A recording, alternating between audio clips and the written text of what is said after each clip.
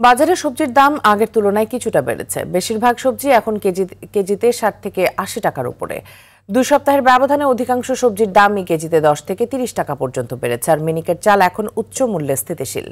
অর্থাৎ ২ সপ্তাহ আগে মিনিকেটের দাম বেড়ে যেখানে উঠেছিল এখনও সেখানে আছে। ৩ সপ্তাহ ধরে বাজারে সরু তথা মিনিকেট চাল বিক্রি হচ্ছে বাড়তি দামে। মূলত কোরবানির ঈদের পরেই চালের দাম হঠাৎ বেড়ে যায়। এ সময় খুচরা পর্যায়ে প্রতি কেজি মিনিকেট চালের দাম ৫ থেকে সর্বোচ্চ ৮ টাকা পর্যন্ত বেড়েছে। বাজারে ব্রয়লার মুরগি ও ডিমের দাম অবশ্য তুলনামূলক কম রয়েছে। এছাড়া ঈদের পরে চিনি এবং কয়েক ধরনের ডালের দামও কমেছে।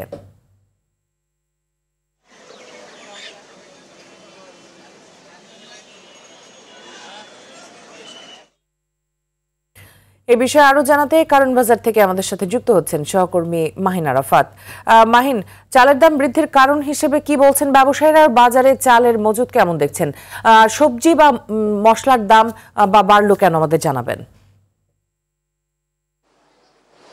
ঈদুল আজহার পরেই কিন্তু চালের বাজার ঊর্ধ্বমুখী হতে থাকে এবং আমরা দেখেছি যে কয়েক ধাপে চালের দাম বৃদ্ধি পেয়েছে। এবং আপনাদেরকে যদি জানাতে চাই তাহলে গত এক মাসের ব্যবধানে প্রতি কেজি চালের দাম বেড়েছে ৬ থেকে ১০ টাকা। বিভিন্ন ধরনের চালের কথা আমি বলছি।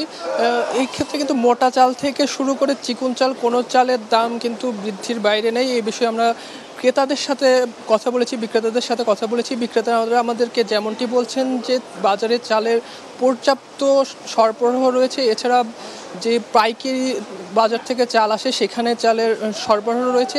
এছাড়া ক্রেতারা যেটা বলছেন যে এখন কিন্তু চালের ভরা মৌসুম, এই সময় চালের দাম কোনোভাবেই বাড়া উচিত নয়। বিক্রেতারাও এই কথার সাথে একমত পোষণ করেছেন। তারা যেমনটি বলছেন যে চালের বাজারে আবার নতুন করে সিন্ডিকেট তৈরির একটি পরিকল্পনা করা হচ্ছে এবং যে মিল মালিকেরা রয়েছেন তারা কৃত্রিম মজুত করে চালের দাম বৃদ্ধি করছেন। এছাড়া তারা নানা ধরনের অজুহাত দিচ্ছেন, যেমন ধানের দাম বৃদ্ধি, চাল আনা নেওয়ার ক্ষেত্রে পরিবহন খরচ, এই সকল খোড়া অজুহাত দিয়ে তারা আসলে চালের দাম বৃদ্ধি করার চেষ্টা করছেন। তবে ক্রেতা বিক্রেতারা আমাদেরকে যেমনটা বলছেন যে যদি মিল মালিকদের যে গুদামঘর রয়েছে বা আড়ত রয়েছে সেখানে যদি অভিযান পরিচালনা করা যায় তাহলে বিপুল পরিমাণ চাল পাওয়া যাবে এবং চালগুলো যদি বাজারে আসে তাহলে চালের দাম কিন্তু নিয়ন্ত্রণে আনা সম্ভব। এর বাইরে যদি বলতে চাই, সবজির দাম কিছুটা বেড়েছে। এছাড়া মুরগির দাম ১০ থেকে ২০ টাকা বেড়েছে, ব্রয়লারের দাম ১০ টাকা এবং সোনালী পাকিস্তানি যেটা নামে পরিচিত সেটি ২০ টাকা বেড়েছে।